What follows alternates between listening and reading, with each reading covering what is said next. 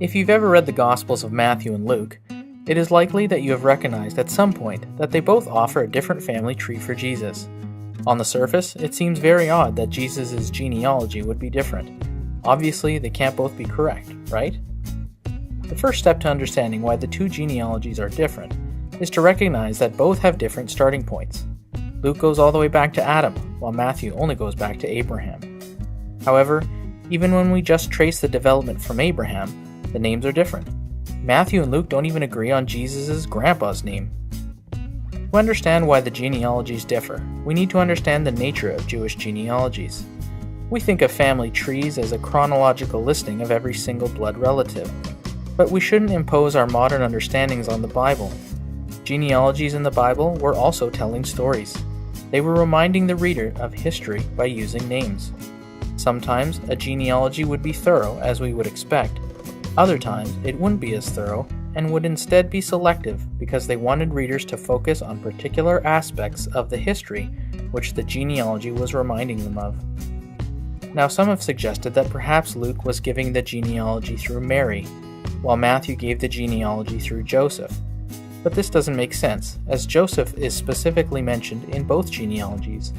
And even if it were Mary's genealogy, we would still expect around the same number of names. When people try to make this kind of argument, they are guilty of holding ancient genealogies to today's standard. Luke, I would suggest, was attempting to be more thorough and wanted to emphasize Christ as the Son of God by tracing Jesus right back to Adam and ultimately God. Matthew, however, had a more specific story in mind, so let's take a look at Matthew.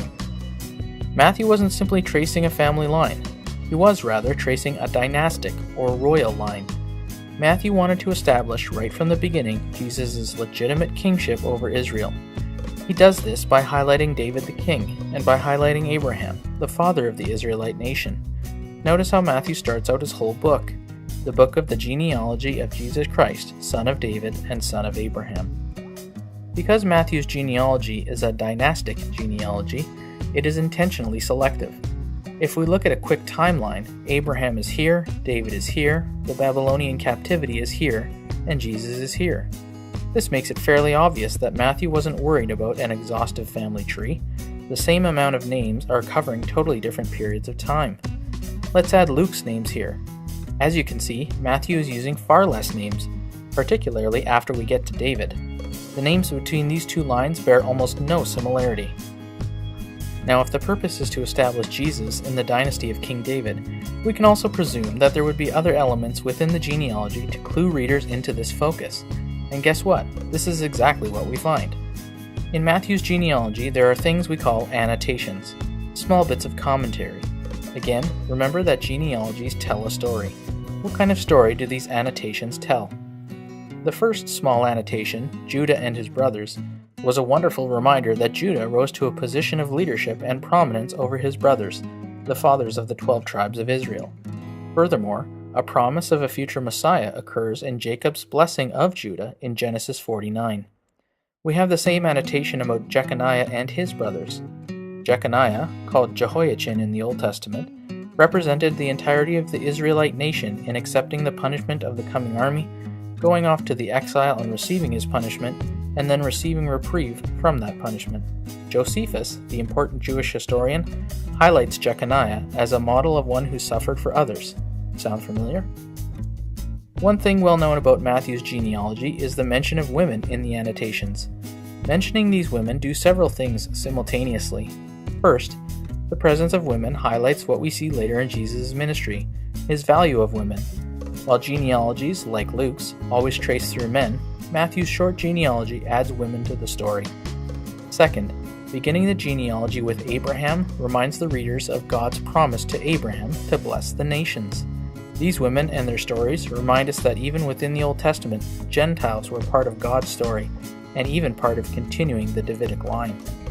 Third, mentioning these women reminds the readers of the scandalous nature by which the promised line continued.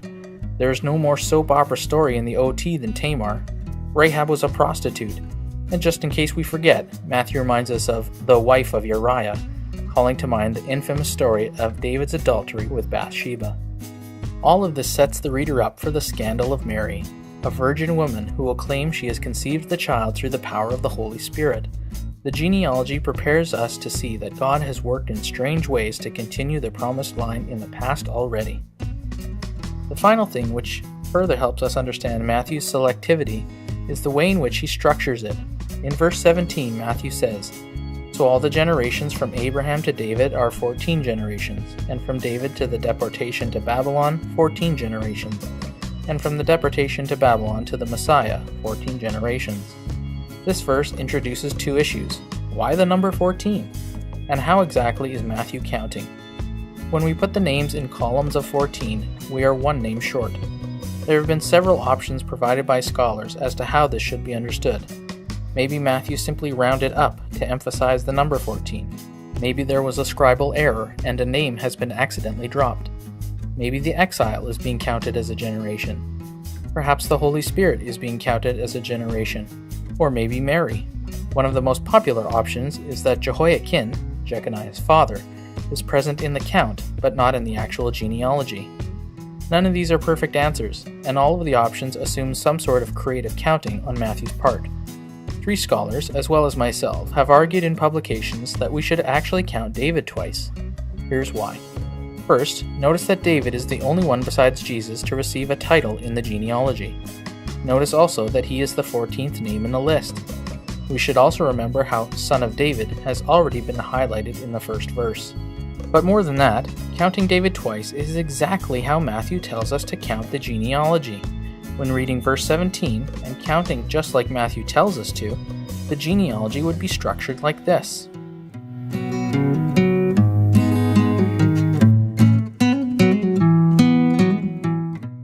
This gives us 14 names in each section, with David being counted twice. Finally, the last piece of evidence that supports counting David twice is the number 14 itself. It seems clear from verse 17 that Matthew is drawing attention to that number. Why? Most commentators believe it is because of something called gematria, where letters of the alphabet represent numbers. In this case, the Hebrew letter Dalet is the 4th in the Hebrew alphabet, and Vav is the 6th. 4 plus 6 plus 4 is 14. And that is how David's name is often spelled in the Old Testament. This is why 14 is highlighted, and it is why Matthew chose to structure the genealogy the way he did. He was selective in his choice of names so that the structure itself could emphasize Jesus' Davidic lineage as the messianic son of David.